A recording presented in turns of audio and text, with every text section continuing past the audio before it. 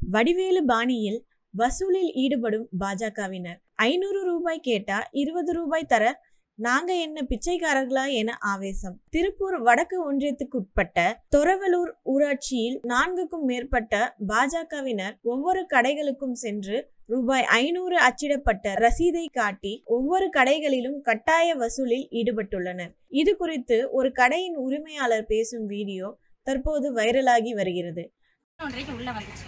சரிங்களா, உள்ள வந்துட்டு இங்க இருந்து இங்க அனௌன்ஸ்மெண்ட் ஓடிட்டே இருந்துச்சு. அப்புறம் ஆப்போசிட்ல போயிட்டு ஒரு அங்க வண்டி நின்றுச்சு. வண்டினா கடை, எங்க கடைக்கு ஆப்போசிட்ல தான் வண்டி நிக்குது. மறுபடியும் 2:30க்கு மறுபடியும் உள்ள வராங்க. 4 பேர் வராங்க. வந்து பக்கத்து கடைக்கு போறாங்க. நான் போயிட்டு என்னன்னு சவுண்டா கேக்குது. இந்த அக்கா 20 ரூபா கையில எடுத்து குடுக்குறாங்க. சரிங்களா, உடனே 20 ரூபா குடுக்குறீங்க, பிஜேபி காரன பிச்சைக்காரன் கேக்குறாங்க. 20 ரூபானாலும் ஒரு ஊனமுற்றவங்களுக்கு கூட கொடுத்துருக்கலாம். நான் அந்த அக்காவை அப்படித்தான் சத்தம் போட்டேன். ஒரு ஊனமா உள்ளவங்க வந்து கேட்டாங்கன்னா அவங்களுக்கு 20 ரூபா கொடுக்குறாங்கன்னா அதுல ஒரு லாஜிக். இவங்களுக்கு எதுக்கு நம்ம கொடுக்கணும்? 500 ரூபா கேட்காங்க தேவின்னு சொன்னுச்சு. அப்ப நான் சொன்னேன், எதுக்குங்க 500 ரூபா கேக்குறீங்கன்னு நான் கேக்குறேன். தலைவர் வராதுங்க. தலைவர் வராருன்னா மக்களை பக்கம் வராரு, அவர் தான் மக்களுக்கு கொடுக்கணும் இல்லைங்களா? நம்மகிட்ட வந்து கேக்குறாங்கன்னா அது என்னங்க தலைவர்? அப்படி ஒரு தலைவர் நம்ம எங்க ஊருக்கு தேவையில்லைங்க, அவங்களுக்கு போக சொல்லுங்க நான் சொல்லிட்டேன். சரிங்களா, நான் இப்படிதான் நான் சொன்னேன். சொன்ன உடனே அந்த கடையில மறுபடியும் ஓனர் இல்லைன்னு அந்த அக்கா சொல்லுது. ஓனருக்கு கால் பண்ணி கொடுங்க, நான் பேசிக்கிறேன். அந்த அவங்களை யாருன்னு இவங்களுக்கு தெரியாது, இவங்கள யாருன்னு அவங்களுக்கு தெரியாது. ஒரு பொண்ணு கடை நடத்துது, என்ன பண்ணிட போகுது அப்படிங்கிற ஒரு இடக்காலம் அவங்களுக்கு.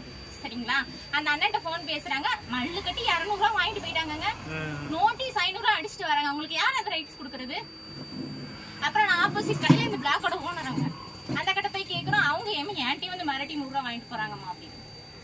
பேக்கரிக்காரங்கிட்ட போனா அவன் வெளியில இருந்து வந்திருக்கான். அவனுக்கு வந்து இந்த மாதிரி கூட அவனால ஃபைல் ஷூட் பண்ண முடியாது. நாங்க போய் கேள்வி கேட்கறேன்ட்டு என் கடைக்குள்ள வராம அந்த ஆள் போயிட்டாரு. 5000 வாங்கிருப்பாங்களா? மிஞ்சி போனா அங்க தண்ணி அடிப்பாங்க உட்காந்து. ஒரு 3000 ரூபாய் தண்ணி அடிக்க செலவு பண்ணிருப்பாங்க. ஸ்நாக்ஸ் தண்ணி அடிக்க ஒரு நாளைக்கு அவங்களோட செலவு அவ்வளவுதான் இருக்கும். நோட்டீஸ்ல என்ன எழுதிட்டு வந்தாங்க? என் கையில அவங்க குடுக்கல. நான் பேசினதுனால அவங்க என் கையில குடுக்கல. அங்க குடுத்திருப்பாங்கன்னு நினைக்கிறேன். எல்லாத்துலயும் நிறைய பேர் வாங்கிட்டாங்க. வாங்கிட்டாங்க.